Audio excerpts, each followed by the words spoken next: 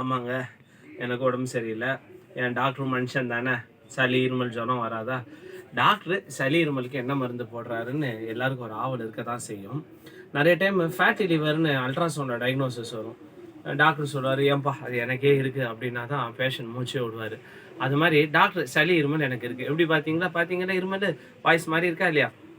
பொதுவாக பல ஒரு 15 இயர்ஸ் பேக்கு நானும் ப்ராக்டிஸ் பண்ணிட்டு இருக்கும்போது ஆரம்பத்தில் காஃபு கோல்டு அப்படின்னா சிபிஎம், அதாவது பேரஸ்டமால், குளோர்ஃபினரமின் மேலியேட்டு, அப்புறம் இந்த ஃபினரமின் அதெல்லாம் கலந்த ஒரு காம்போசிஷன் நீங்களே பார்த்துருப்பீங்க மார்க்கெட்டில். இந்த தலைவலி ஆமாப்பா விக்ஸ் ஆக்ஷன் 500, இந்த டார்ட்டு, சைனரஸ்ட்டு நிறைய யூஸ் பண்ணிவிடும். அது வந்து தூக்கம் தான் வரும், வாய்க்காசப்பு வரும்.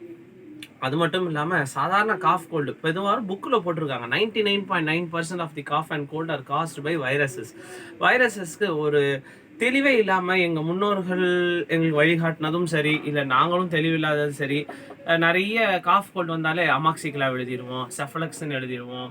அப்புறம் வந்து இது நிறைய எரித்ரோமைசின், அசித்ரோமைசின், இந்த மாதிரி நிறைய எழுதுவோம். அப்புறம் நன்றி சில இன்ஃபெக்ஷியஸ் டிசீஸ் ஸ்பெஷலிஸ்ட்டை நான் சந்திக்க நேரிட்டது. இந்த மாதிரி டாக்டர் அப்துல் கஃபூர், டாக்டர் செந்தூர் நம்பி, டாக்டர் ராமசுப்ரமணியம், இந்த மாதிரி நிறைய இன்ஃபெக்ஷஸ் ஸ்பெஷலிஸ்ட்டை பார்த்து அவங்க சொன்னாங்க, பூப்பறிக்க கோடாரி எதற்கு, இந்த மாதிரி வைரஸ்க்கெல்லாம் எதுக்குப்பா பாக்டீரியா கொடுக்குறீங்க, பாக்டீரியாவை பார்த்து யூஸ் பண்ணுங்கள், இனிமேல் வரக்கூடிய டிசீஸ்க்கு நமக்கு பாக்டீரியா இல்லை அப்படின்னு தெரிஞ்சுது. அதுக்கப்புறம் நான் வந்து இப்போ சமீப காலத்தில் ஹெர்பல் ப்ரிப்பரேஷன்ஸ் ரொம்ப யூஸ்ஃபுல்லாக இருக்குன்னு சொல்லிட்டு நான் என்ன பண்ணேன், எங்களுடைய கவுண்டரில் இந்த மாதிரி ஹெர்பெக்ஸ் இது வந்து நார்மலாக எல்லா நாட்டு மருந்து கடையிலையும் கிடைக்குது. இதில் வந்து துளசி, இருக்கு, திப்பிலி, ஆடாத்தொடை, மிளகு, அடிமதுரம், அந்த மாதிரி சுக்கு மிளகு, திப்பிலி தான் வச்சுக்கோங்களேன். அதுக்கப்புறம் என்னப்பா நாட்டு மருந்துக்கு இறங்கிட்டீங்களா அப்படின்னு கேட்டால், நான் பார்த்தேன் பிரபல நரம்பியல் நிபுணர்கள், பிரபல ஆர்த்தோ டாக்டர்ஸ் கூட நாட்டு மருந்து டாக்டராக தான் இருக்காங்க அப்படின்னு தான் எனக்கு தெரியுது. ஏன்னா எல்லாருமே சிஸ்டர்ஸ் குவாட்ராங்குலர்ஸ் எழுதுறாங்க. சிஸ்டர்ஸ் குவாட்ராங்குலர்ஸ்னா என்னன்னு தெரியுதா? பெரண்டிய எழுதாத ஆர்த்தோ டாக்டரே கிடையாது. அப்புறம் பார்த்தா நரம்பியல் நிபுணர்களும் நம்ம இந்த அந்த அமக்கூரா பொடி எழுதுற மாதிரி ஜின்சங் எக்ஸ்ட்ராக்ட் எழுதுறாங்க, குர்குமின் எக்ஸ்ட்ராக்ட் எழுதுறாங்க. குர்குமின்னா என்ன? மஞ்சள்.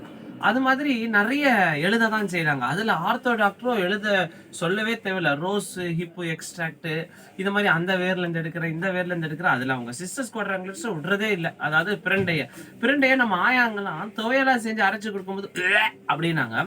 இன்னைக்கு டாக்டர் கொடுக்கும்போது பெத்த டாக்டர் அப்படின்றோம்.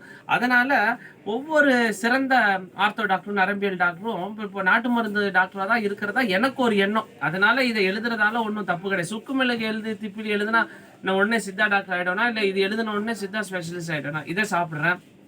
எனக்கு இருக்கிற இந்த காஃப் கோல்டுக்கு இது ரொம்ப யூஸ்ஃபுல்லாக இருக்குது. இன்னும் மருந்தென வேண்டாவாம் யாக்கை அருந்தியதாற்றுது. உணவு சரியாக இருந்தால் ஏன் இது கூட தேவைப்படாமல் போகலாம். நான் இந்த முயற்சியில தான் இருக்கேன். மற்றும் ஒரு முக்கிய பதிவில் சந்திப்போம். நன்றி, வணக்கம்.